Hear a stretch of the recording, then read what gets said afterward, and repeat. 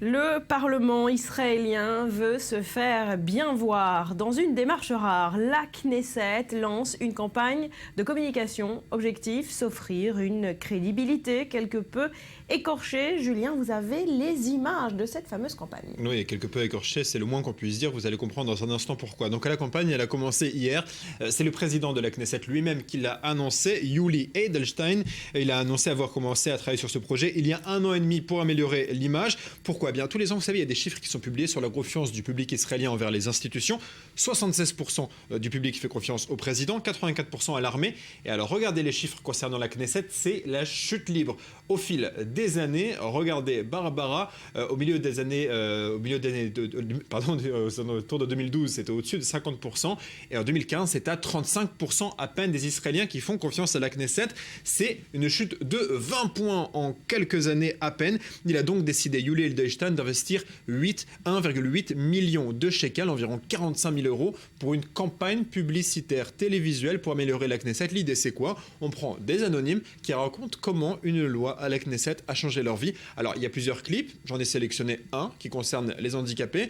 Regardez, on regarde un extrait pour comprendre de quoi il s'agit.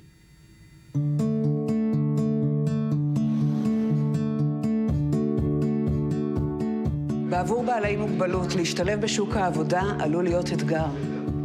חובתנו כחברה ולא פחות מכך זכותנו לפתוח להם את הדלת. זה מה שגרם לכנסת לחוקק את חוק שוויון זכויות לאנשים עם מוגבלות. נאה מחוקקת ונאה מקיימת. כ-20 בעלי מוגבלות מועסקים בכנסת כעובדים מהמניין. אני גיא כהן, עובד בכנסת, ואני עובד כמו כולם. אני גאה בעצמי שאני עובד כאן. שילוב מלא של בעלי מוגבלות בעבודה מסייע להם ומשרת את החברה בישראל. כנסת ישראל, ככה עובדת דמוקרטיה.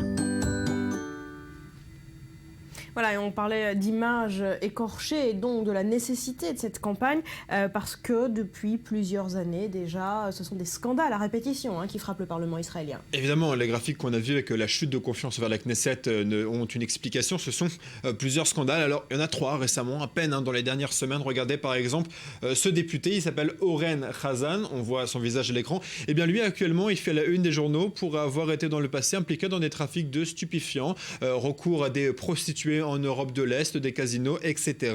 On voit le suivant, un autre député qui lui a démissionné, il s'appelle Sharon Gall. Eh bien lui, il a démissionné apparemment pour gagner plus d'argent et il a attendu, Barbara, la fin de l'été pour démissionner. Pourquoi la fin de l'été, Barbara ? Parce que pendant l'été, la Knesset ne travaille pas, mais les députés sont tout de même payés. Donc il a démissionné dès la rentrée de la Knesset après avoir été payé tout l'été à ne rien faire. Troisième exemple, Inoon Magal, lui a démissionné également. Pourquoi ? Pour harcèlement sexuel, attouchement dans son passé lorsqu'il était journaliste et directeur d'un site d'information. Et de manière générale, la Knesset se comporte de façon assez piteuse régulièrement. J'ai hésité, Barbara, à faire un montage avec une musique de cirque derrière. Je ne me suis pas permis, ça reste une institution d'un pays démocratique. Mais regardez, premier exemple, on va voir cette vidéo qui est assez connue. Regardez, c'est en commission parlementaire. Un député arabe s'exprime, le ton monte et une députée d'extrême droite n'a plus d'arguments.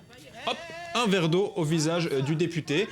Elle sort d'elle-même, elle sait qu'elle va être expulsée de commission, donc elle sort d'eux-mêmes. Premier exemple, l'image est évidemment très connue. Deuxième exemple, petite compilation d'un débat en session plein air, regardez. Ils en viennent presque aux mains, ce débat houleux entre députés. Il faut faire venir les huissiers pour faire sortir. Deuxième exemple, pareil, on en vient presque aux mains à la tribune alors qu'ils s'expriment. Bref, ça se passe de commentaires, c'est régulièrement comme ça. Ce n'est pas pour rien qu'aujourd'hui, à peine un Israélien sur 3, un peu plus d'un Israélien sur 3, a confiance en la Knesset, alors que 84% des Israéliens ont confiance à l'armée. Voilà, reste à savoir si cette campagne va s'avérer efficace. Le plus simple serait qu'elle se comporte mieux. Voilà, exactement. Merci.